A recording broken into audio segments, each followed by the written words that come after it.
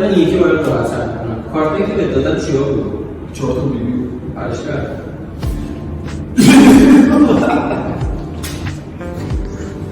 دوستای من چطوری؟ من حامد رجبی ام. امروز میخوام باهاتون راجع به تردستی صحبت بکنم. منظور از تردستی سخته. این جزء کارهاییه که شما شاید یکی دو تا حرکت انجام بدین ولی مخاطب کلی لذت میبره و کلی حال میکنه. فقط یه مقدار تمرین لازم داره، چون اولش بهتون گفتم یه مقدار سخته. بریم سراغ آموزشش.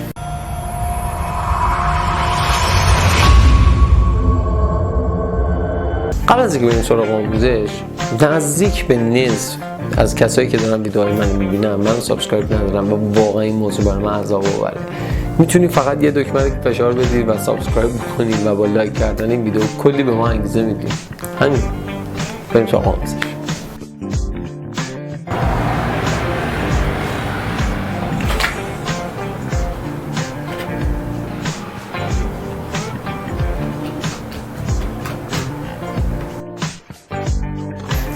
خب بچه‌ها، برای انجام دادن این کار شما به 4 تا آس احتیاج دارین و 4 تا از کارت‌های دیگه. ترجیحاً از آس‌ها استفاده بکنین، چون واقعاً به نظر من تاثیرگذارترین قسمت کار اون قسمتی که کارت تبدیل به آسان میشن.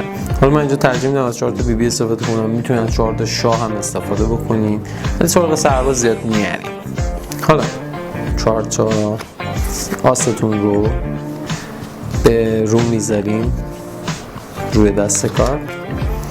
یه دونه از بیبی ها رو میذارین روش و 3 تا بیبی دیگر رو میخوابونین روش و ترتیب شما الان به این شکله که 4 تا آس، یه بیبی، 3 تا بیبی هم برعکس روشه.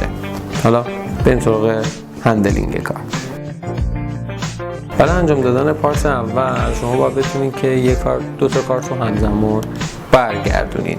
این 2 تا بیبی رو برگردین که سوم بیبیمون اینجا هستش. حالا برای انجام دادن میتونین 2 تا کارت رو هول بدین جلو، بیارین عقب به این شکل، اینجا بریک نگهدارین و 2 تا کارت رو همزمان با هم دیگه بچرخونین.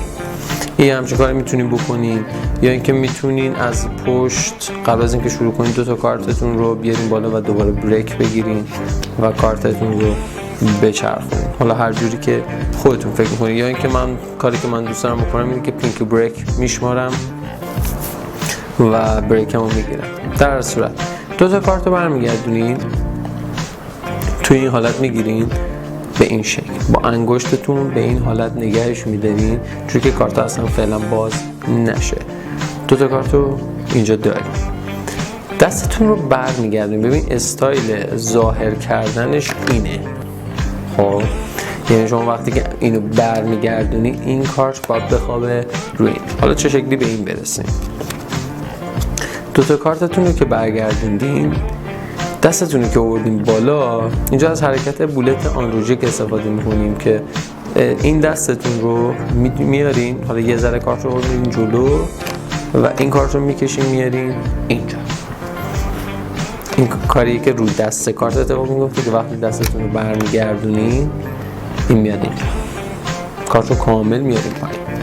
پس فهمیدین وقتی دستتون رو برگردونین یه مقدار کارت رو هول میدین جلو و وقتی که دارین میارین بیرون کارت رو میکشین پایین.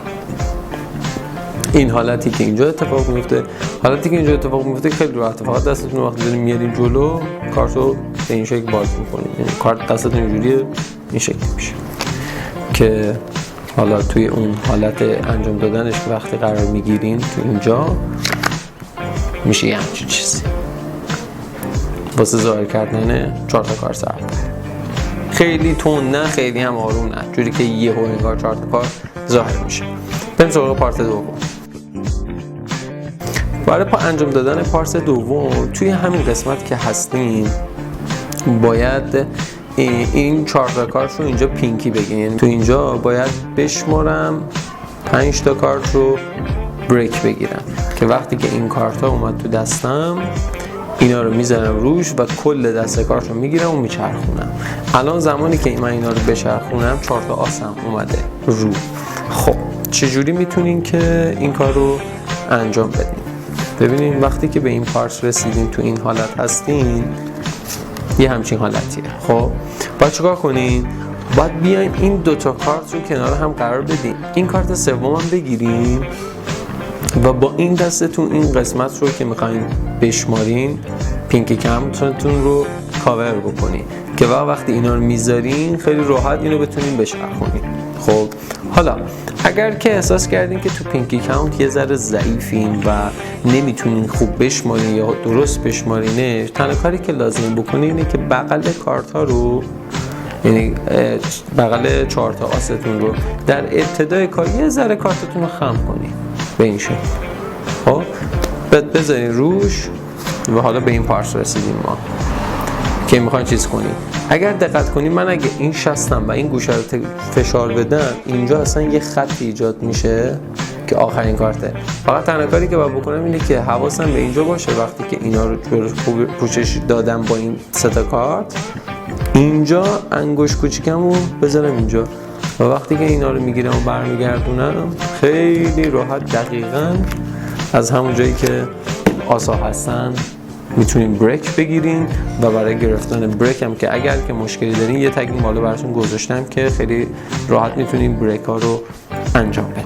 به این شکل میتونین کار رو انجام بدین. خب بچه‌ها اگر که از این ویدیو خوشتون اومد حتما ویدیو رو لایک بکنین چون کلی به ما انگیزه میده و توی کامنت ها برام بنویسین که آموزش بعدی دوست دارین چی باشه و 2 تا ویدیو هم الان رو صفحه برای بهتون نمایش داده میشه. اگه دوست داشتین رو اونها میتونین کلیک کنین و از آموزش لذت ببرین. مرسی.